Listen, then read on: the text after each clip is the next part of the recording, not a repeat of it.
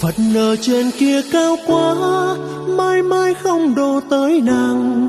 Vạn dặm tương tư vì ai, tiếng mõ vang lên phũ phàng. Chùa này không thấy bóng nàng, Bồ Đề. Nhớ em không ngủ được, lại nhớ em không ngủ được. Nhớ thương từng giây, nhớ đôi bàn tay. Nói chung là nhớ em không ngủ được. Nhớ em không ngủ được, lại nhớ em không ngủ được. Trái tim cùng cao, chỉ mong gặp nhau, thế nên là nhớ. Lo cô qua cờ trao, háo cô lưu xuân thiên. Hoa rồng cao gì xia, đua lùa tê tù. Có thiên do tù cú lưu. Do tù cú.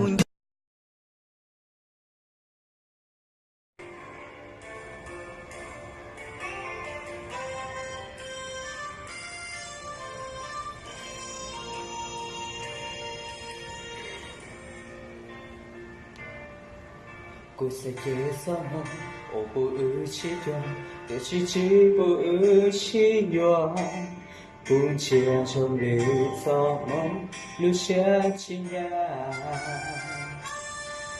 giờ ly ca kia ly sư xia sao cái lưu đã có kia cũ nó kia chi cả chi bố có ư chi sao và kể.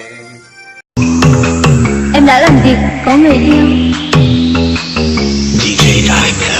Em đang sợ ế đi nào.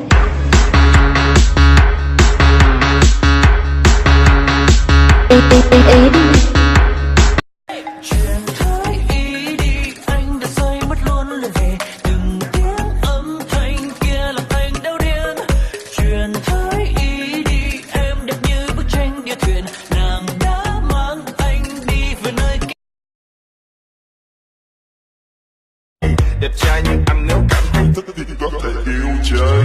Tay trái anh chèn vào eo, tay phải vuốt nhẹ lên má. Em đưa hai mắt nhìn theo cô gái đêm nay em là của anh và biết thêm một viên kẹo rồi mình xích lại gần nhau thêm nha. Anh thích anh. Dịu dàng em yên nắng bồi mang ánh trắng lẻ loi kẻ trôi theo cùng trời.